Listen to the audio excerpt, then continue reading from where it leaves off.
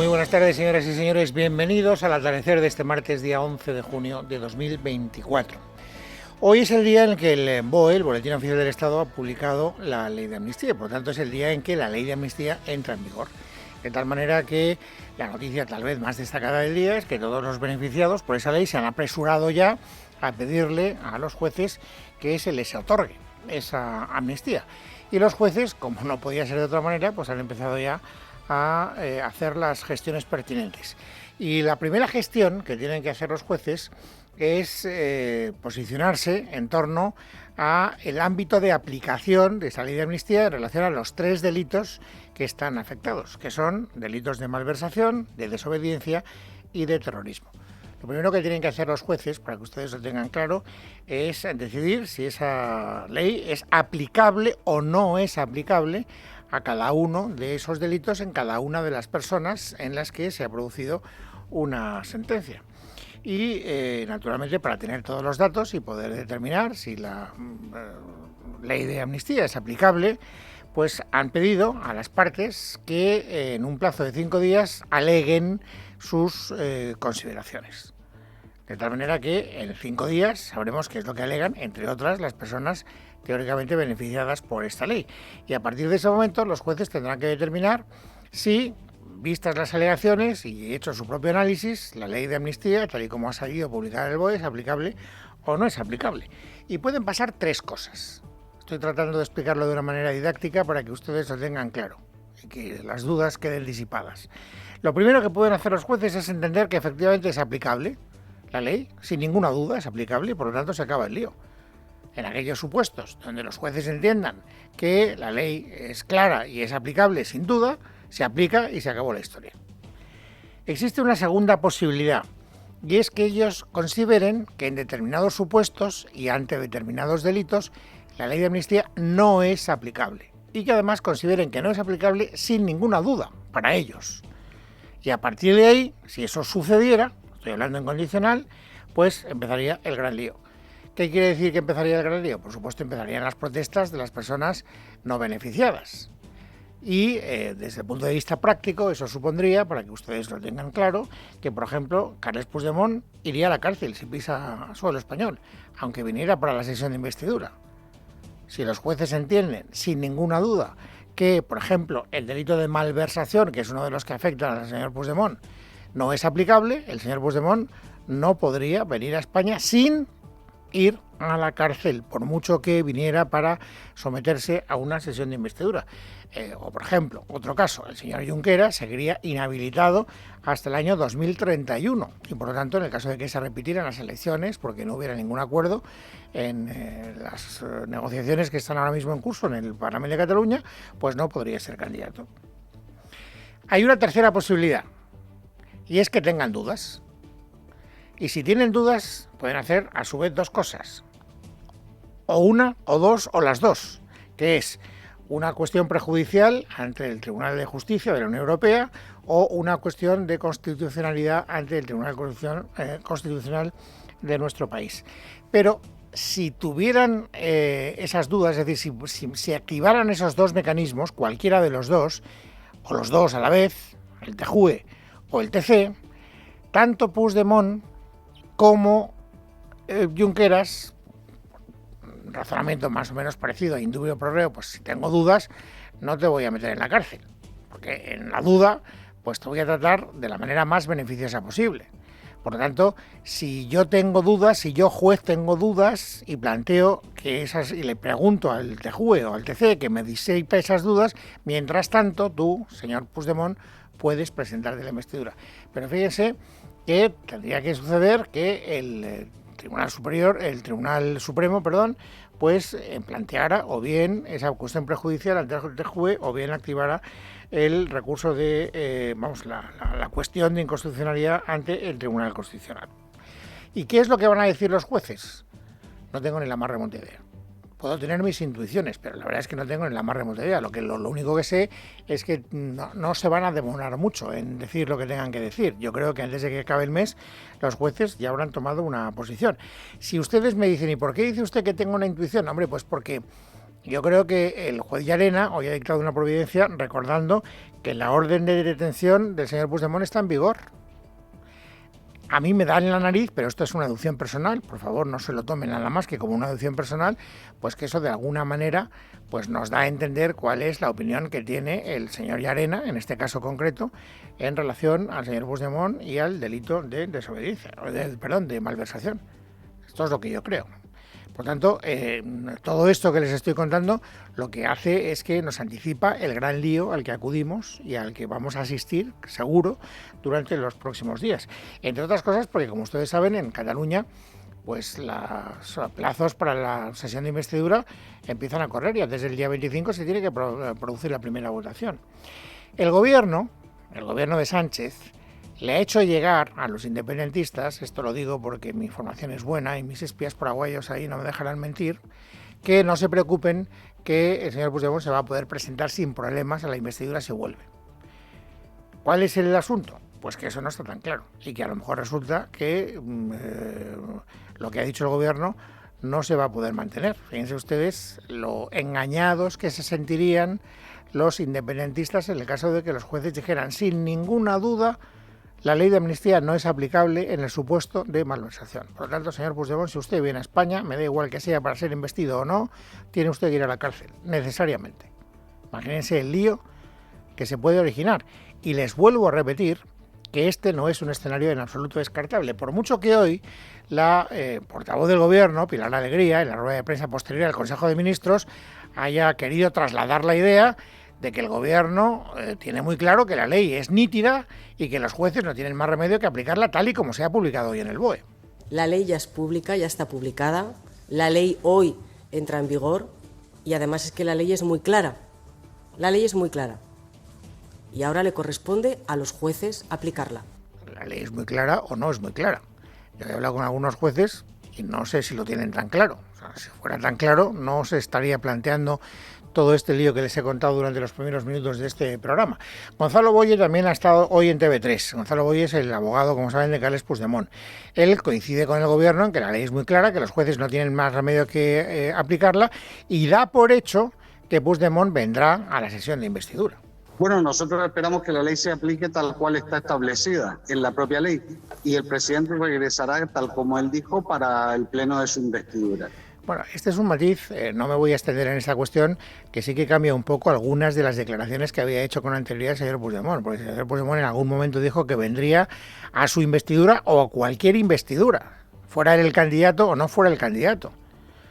Yo lo que deduzco de lo que acabamos de escuchar en labios del señor Boye es que él tiene previsto venir a su investidura. Pero si, por ejemplo, antes que él se presenta a la investidura, señorilla, pues no está tan claro que vaya a venir, sobre todo si el asunto judicial no está perfectamente esclarecido. Y esta es la gran cuestión, desde el punto de vista político, ya no desde el punto de vista judicial.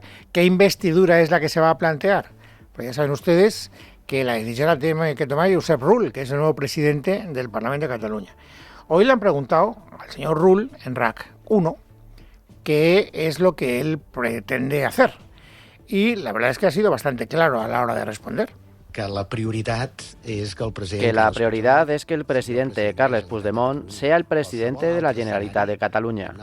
Cualquier otro escenario no está contemplado. No hay plan B, no hay plan C, no hay plan D. El plan A es Carles Puigdemont y Casamayor. O sea, ¿qué deduzco yo? Pues que naturalmente lo que quiere Junts es que la investidura recaiga en Carles Puigdemont y que por lo tanto el primer candidato a la investidura, si yo deduzco bien estas declaraciones del señor Rull, será el señor Puigdemont. Claro, para que eso saliera adelante, para que Puigdemont fuera investido, saben ustedes que haría falta como mínimo la abstención del Partido Socialista de Cataluña. Y hoy le han preguntado a Salvadorilla, oiga, se lo volvemos a preguntar por 14ª vez, ¿usted se va a abstener? Y él por 14ª vez en varios idiomas ha dicho que no. El que dono per fet és que no té suports per ser president de la Generalitat. No m'hi abstendré, I'm not going to support Puigdemont, je n'ai pas voté Puigdemont, o sigui, ho dic en tots els idiomes, ho he dit, no ho farem. Per què? Perquè els catalans no han votat això. Hemos querido traducirlo porque creemos que se entiende bastante bien. Lo ha dicho en todos los idiomas. No lo haremos porque los catalanes no han votado eso y por lo tanto no nos abstendremos. Por si había dudas, también desde Madrid, la portavoz del Gobierno ha querido dejar muy claro la nitidez del mensaje que acabamos de escuchar en labios de señorilla. El señor Salvadorilla ha sido clarísimo. claro y meridiano, creo que en inglés, en francés, en castellano y en catalán. Pero es que además quienes fueron meridianamente claros fueron una gran mayoría de catalanes y catalanas el pasado 12 de mayo. Bueno, por lo tanto, si el señor Illa tiene tan claro que la única posibilidad razonable es que él sea presidente de la Generalitat, lo que tiene que hacer es presentarse o por lo menos pedirle al señor Rull que le presente. Hoy otro dirigente muy destacado de Junts per Catalunya, Jordi Turull, le ha dicho a ella: oiga, si usted tiene tan claro que tiene los apoyos, pues preséntese usted primero. Nosotros preferimos ir a la investidura cuando veamos que tenemos posibilidades de poder conseguirlo. Hay otros que dicen que lo tienen muy claro, que vayan. El señor Illa ve que lo tiene muy claro, que vaya a la investidura el primero. Dice que tiene tantos apoyos, que vaya el primero y a ver qué pasa. Bueno, pues lo que pasa es que no tiene los apoyos. Esto ya lo hemos visto, ¿no? Se ha constituido ayer, como saben, la mesa del Parlamento de Cataluña y ha quedado claro que no tiene los apoyos. A pesar de lo cual, ella sigue insistiendo que el único camino para salir del atolladero es que él sea el presidente de un gobierno del que también formen parte Esquerra Republicana de Cataluña y los comunes. La única posibilidad que yo veo y en la que intentaré trabajar, en la que estoy trabajando para que eche a andar una legislatura, es una mayoría progresista integrada por PSC, Esquerra y Comuns y liderada por la formación PSC que tiene el respaldo de los ciudadanos. Este es el camino único posible desde mi punto de vista para que la legislatura eche a andar.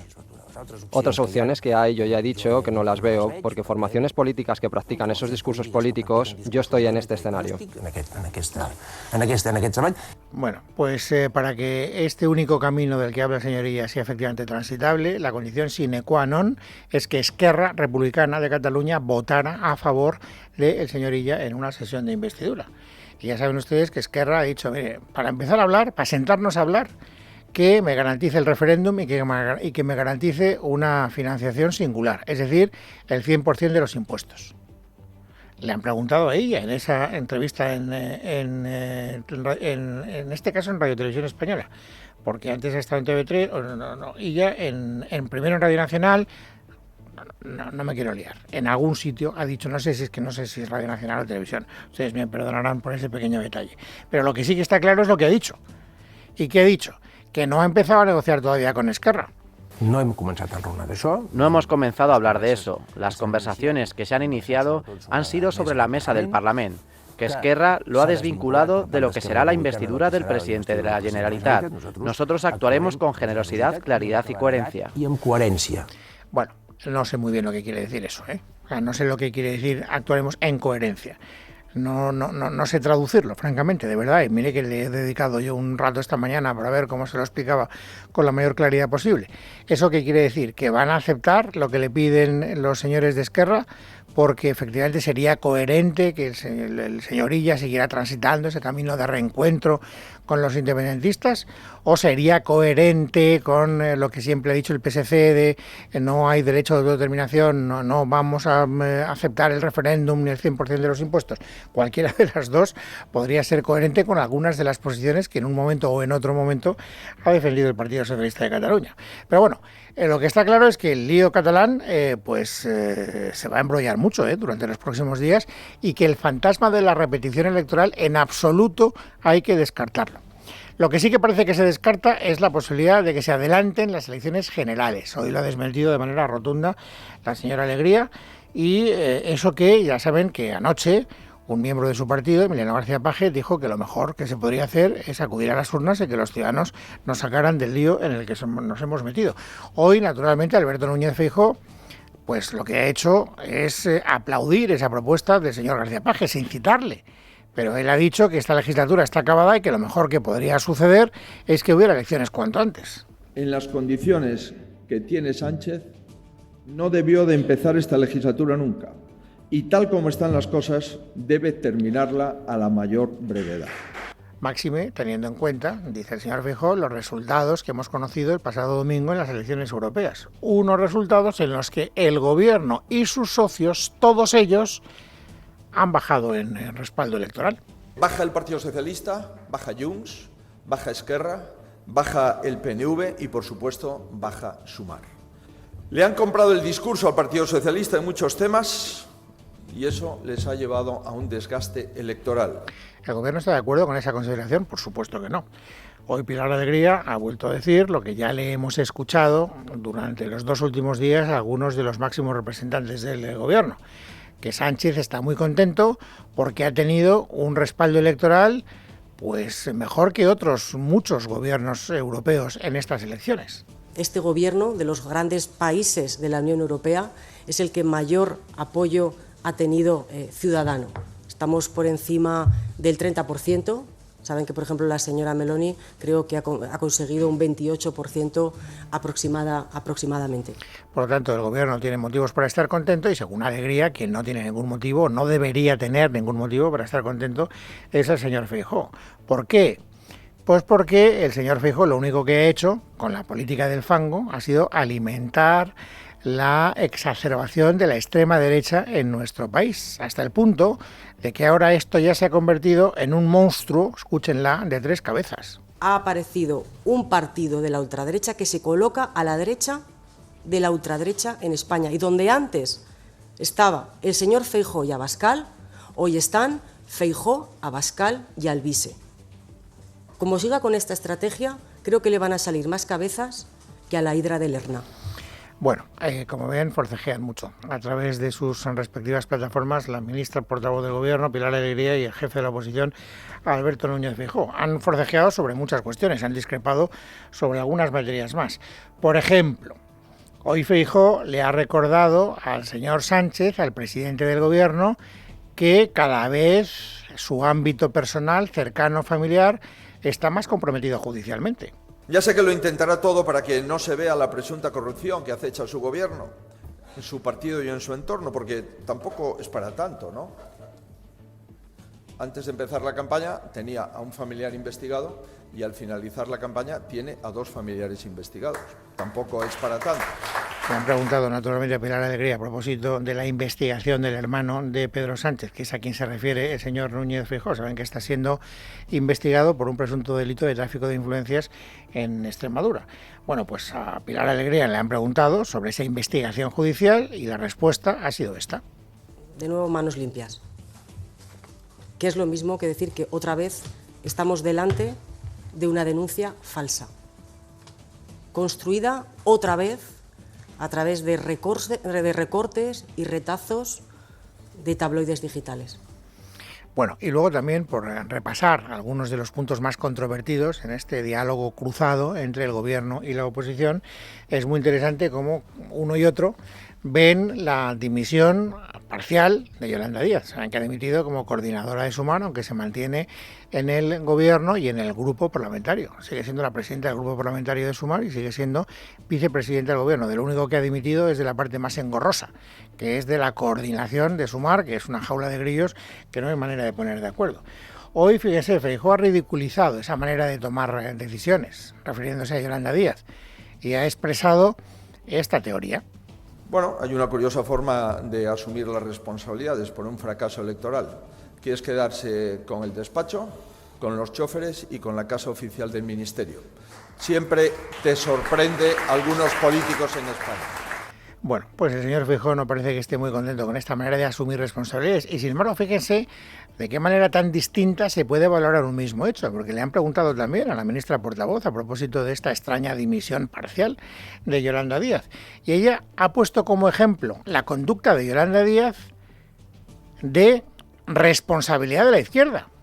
Los partidos de izquierdas suelen abrir siempre procesos de reflexión, hacen lecturas, si me permiten, sosegadas también de los resultados electorales, y estos procesos de reflexión, que desde luego cuentan con todo el respeto del Gobierno, como no puede ser de otra manera, suelen abrir fases de fortalecimiento de las organizaciones. Eso es también confundir un deseo con una realidad, me da la sensación. No tengo ni idea de cómo acabar este proceso de reflexión en Sumar. Lo que sí que tengo muy claro, y ustedes también, si siguen la política de cerca, es que el Gobierno necesita que este proceso de reflexión le salga bien a Sumar, porque como Sumar se hunda, el Partido Socialista, es decir, Pedro Sánchez, se queda sin báculo. parlamentario y por lo tanto perdería la aritmética que necesita para seguir en Moncloa. A propósito de ese proceso de reflexión abierto en Sumar, ha habido también alguna declaración interesante. En la rueda de prensa posterior al Consejo de Ministros ha estado también el ministro de Cultura, Ernest Urtasun, que es, como saben ustedes, uno de los baluartes de Sumar, uno de los sobresalientes de espadas de la señora Yolanda Díaz. Le han preguntado a los periodistas si corre peligro la estabilidad de la coalición. Respuesta. Aquellos que están esperando que se produzca algún tipo de inestabilidad en el gobierno van a tener que seguir esperando. Nosotros vamos a seguir gobernando y tenemos un acuerdo de coalición para seguir mejorando la vida de la gente y eso incluye evidentemente una acción desde el Congreso de máximo apoyo a las iniciativas que realiza el gobierno. Así que de momento, según Urtasun, quiero pensar que esto no será muy difícil de garantizar, pues no va a haber grandes zozobras en lo que es la mesa del Consejo de Ministros. Otra cosa distinta es lo que pase en las deliberaciones que a partir de ahora tienen que empezar a protagonizar todos los partidos que forman parte de la coalición Sumar. ¿Quién va a sustituir a Yolanda Díaz como coordinadora? Hoy le han preguntado a Errejón, que es portavoz parlamentaria, como ustedes saben, de Sumar en el Congreso de los Diputados, uno de los nombres que sonaban como posible sustituto. Y él la verdad es que no ha dado ninguna pista, salvo una. No parece que ese cargo le apetezca excesivamente. El jueves tenemos una reunión en la que abriremos toda una reflexión y una reorganización política. Esa reorganización no tiene como prioridad la cuestión de los nombres propios, tiene como prioridad la cuestión del rumbo político. Si me lo pregunta a mí, yo soy portavoz del grupo parlamentario de Sumar, esa es mi dedicación, esa es la dedicación en la que creo que soy más útil. Martes 11 de junio de 2024. Ahora vamos, amigos, como siempre, a completar el paisaje informativo sobresaliente de este día. Esther Nieto, bienvenida, buenas tardes. Buenas tardes, Luis. El presidente del Gobierno, Pedro Sánchez, ha anunciado este martes que España movilizará un paquete adicional de 16 millones de euros en apoyo a Palestina. El mandatario español ha participado junto a más de 70 representantes gubernamentales en la Conferencia Internacional sobre la Respuesta Humanitaria de Emergencia para Gaza, que se celebra en Jordania. Por este motivo, Sánchez no ha podido presidir hoy el Consejo de Ministros y en la rueda de prensa posterior la ministra portavoz del Gobierno, Pilar Alegría, se ha referido de esta forma al viaje del presidente. El presidente del Gobierno comenzó ayer un viaje internacional a Jordania para participar, como saben, en la Conferencia de Respuesta Humanitaria a Gaza, un encuentro que está organizado por el rey de Jordania, el presidente de Egipto y también por el secretario general de Naciones Unidas.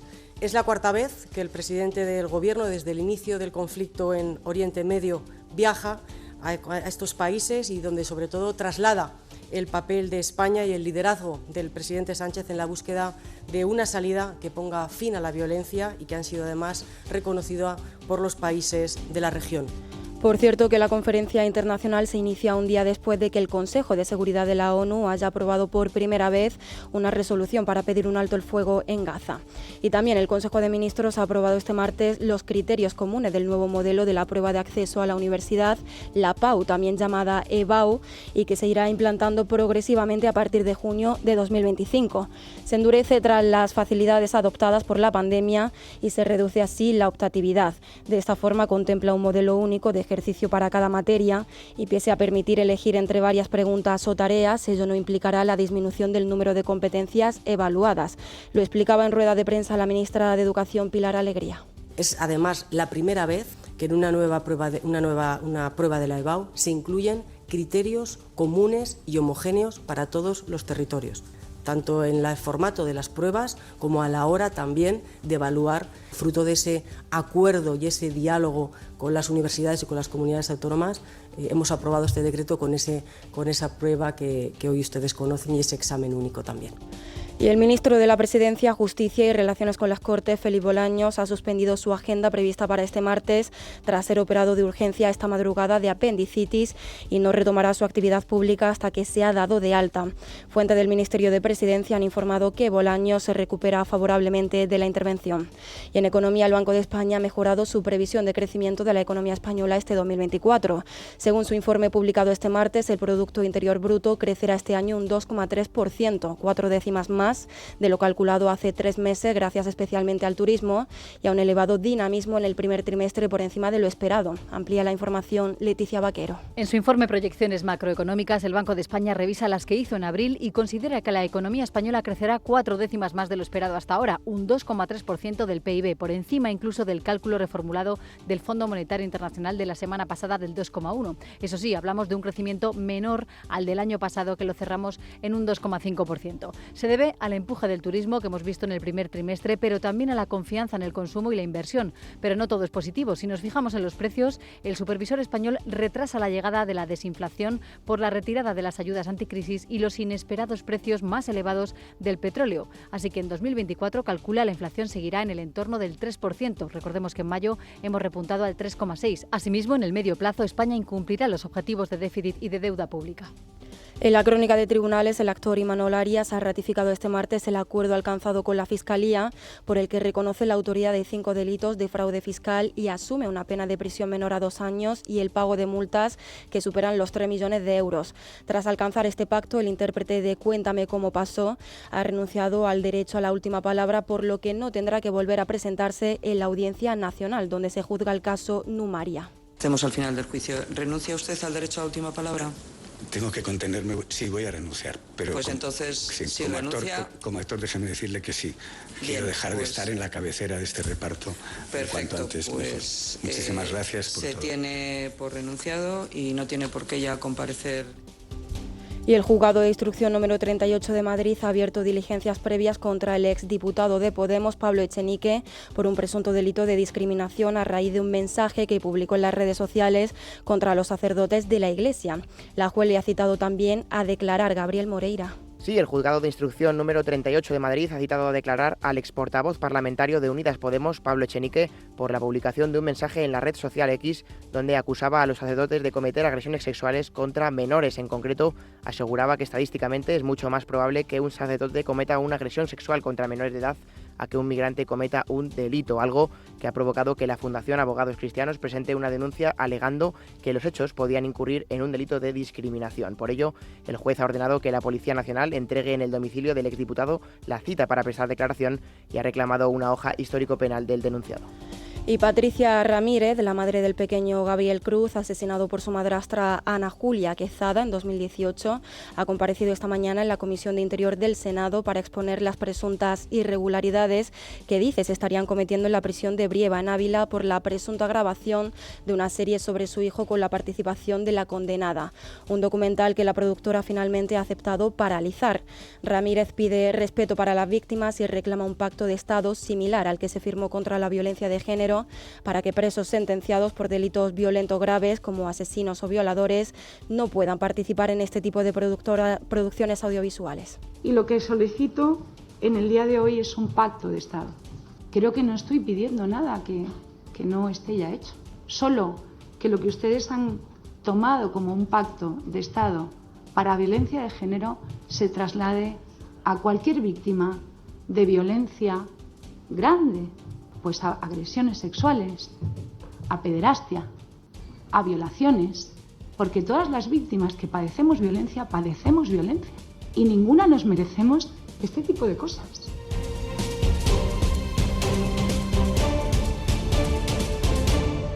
En casa de Herrero, Es Radio.